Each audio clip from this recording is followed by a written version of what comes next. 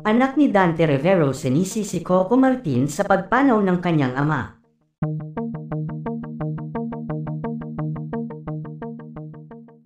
Nagluluksa nga ang mundo ng showbiz matapos na ang isa sa mga magagaling na aktor ay tuluyan ng namaalam.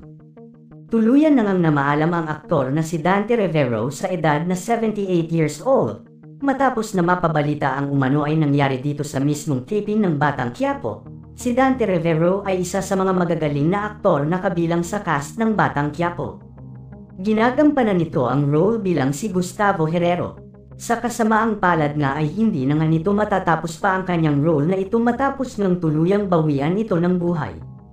Na talaga namang ikinalulungkot ng kanyang mga taga-suporta. Nagluluksa at nagdadalamati naman sa pagkakataong ito ang pamilyang naulilan ng aktor. Hindi nga matanggap ng mga anak ni Dante Rivero na pumanaw ito nang hindi man lang nila ito kasama.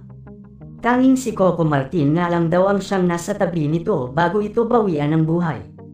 Si Coco nga ang isa sa direktor ng Batang Quiapo at bida sa nasabing teleserye. Ayon nga sa balita, si Coco Martin din mismo ang siyang nagdala kay Dante Rivero sa ospital matapos na atakihin ito sa mismong set ng Batang Quiapo. Kaya naman labis ang hinagpis ni Coco Martin nang mapag-usapan ang tungkol sa tatay Dante niya.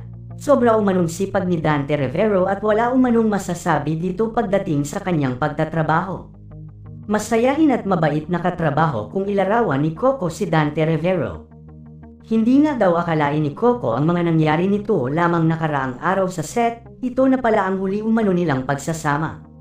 Samantala ayon naman sa balita ay may lihim umanong galit kay Coco Martin si Michael Rivero, isa sa mga anak ni Dante Rivero, matapos ang sinapit ng kanyang ama sa set.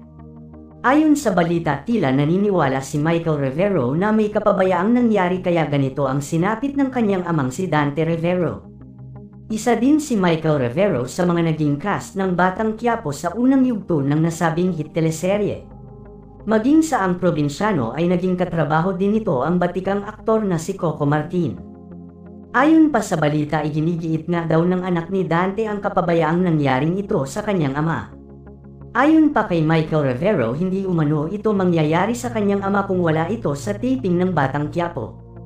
Tila nga isa ito sa malalim na magiging kasiraan ni Coco Martin kung magkataon, dahil ayon sa source na panagutin ng mga anak ni Dante Rivero si Coco Martin sa sinapit ng kanilang ama.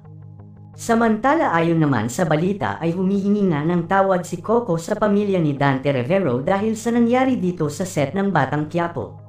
Sisikapin nga daw ni Coco na hindi na ito muling maulit pa at higit saan man ay number 1 na niyang papahalagahan ang kalusugan ng bawat miyembro na kanyang mga kapwa-artista.